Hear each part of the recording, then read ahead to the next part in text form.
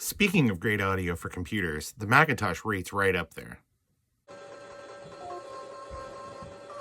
Who can forget the great music of games like Prince of Persia?